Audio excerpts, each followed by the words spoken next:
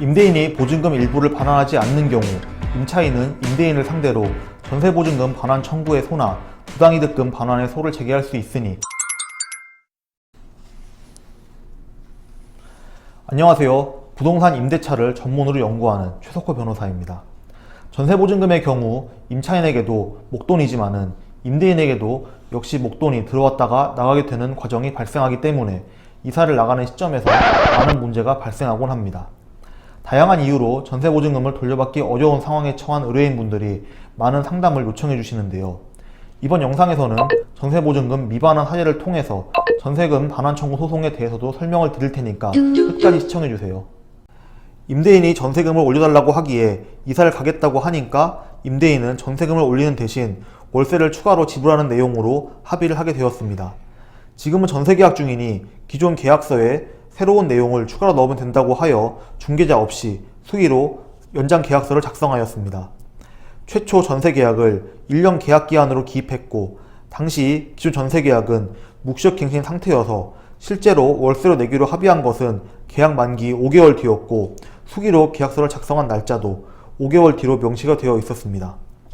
현재는 퇴거를 준비하는 중인데 임대인은 계약이 끝나면은 계약서도 돌려받아야 한다면서 임대인이 제 계약서를 가져간 상태입니다.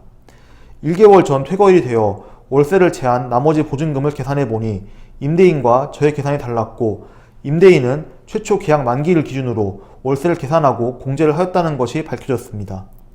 임대인의 주장에 따르면 전세계약 만기 후 월세금을 지불하는 조건이었기 때문에 현재 미납된 5개월치 월세분을 제외하고 보증금을 돌려준 상황입니다. 임대인은 나중에 다시 계산해보자는 말만 해놓고 지금까지 제 전화와 문자를 모두 무시하고 있는 상황입니다. 임대인이 월세 5개월치의 보증금을 계속 돌려주지 않으려고 한다면 저는 어떻게 해야 이 금액을 받을 수 있는지 궁금합니다. 이와 같은 사례는 많이 들어오는 상담 사례 중에 하나이고 다른 유형의 사례들은 이 사례를 설명한 후 알려드리도록 하겠습니다. 우선 임대인이 보증금 일부를 반환하지 않은 경우에는 임차인이 임대인을 상대로 전세금 반환 청구 소송을 제기할 수 있을 것입니다. 그리고 5개월치의 미반환된 금액에 대해서는 최초 계약일 만기일에 묵시적으로 갱신이 되었고 이후 월세 계약을 새로 체결하였다는 내용을 계약서에 작성하였기 때문에 그 사이에 5개월의 기간 동안에는 별도의 월세 지급 의무가 발생하지 않을 것입니다. 그러나 이를 입증할 수 있는 계약서, 즉 계약서 작성 시점부터 월세를 지급하는 것으로 기재한 계약서를 가지고 있지 않기 때문에 임차인 측에서는 이러한 사실을 입증할 수 있는 별도의 방법을 찾으셔야 할 것으로 보입니다. 현재 임차인이 계약서가 없다는 것을 임대인이 알고 있고 임대인은 임차인의 월세 입금 내역을 기초로 임차인이 월세 일부를 내지 않았고 보증금에서 월세를 공제했다는 주장을 할 가능성이 높기 때문에 임차인은 실제 월세를 내기로 합의한 시점이 계약서 작성을 한 시점이라는 것을 입증하는 것이 매우 중요할 것입니다. 계약서 작성 시점부터 월세를 지급한다는 내용을 증명할 수 있다면 월세 지급 의무는 계약서 작성 시점부터 발생하는 것이 맞기 때문에 임차인은 반환받지 못한 5개월치 월세에 해당하는 보증금을 돌려받을 수 있을 것입니다.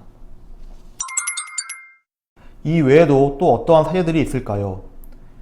계약 만기로 퇴거를 준비 중인데 임대인이 누렇게 변한 벽지 교체를 위해서 보증금에서 벽지 교체비를 제외하고 돌려준다거나 새로운 세입자가 들어올 때 받은 보증금으로 기존 보증금을 돌려줄 것이니 그때까지 무기한으로 기다리라는 통보를 하는 등 다양한 사유로 전세보증금을 돌려받지 못하는 경우가 많이 발생합니다.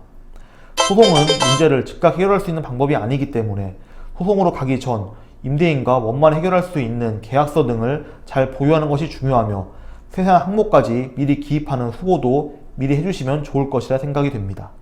그리고 임대인이 여전히 모르쇠로 일관하는 경우라면 집주인인 채무자의 재산에 대하여 압류 등 강제집행 절차 또한 진행할 수 있으니 이러한 절차를 진행할 때에는 사전에 채무자의 재산 현황을 충분히 알아보고 진행하시면 좋을 것으로 생각이 됩니다. 오늘도 영특한 최변과 함께 해주셔서 감사합니다. 구독과 좋아요도 부탁드리겠습니다.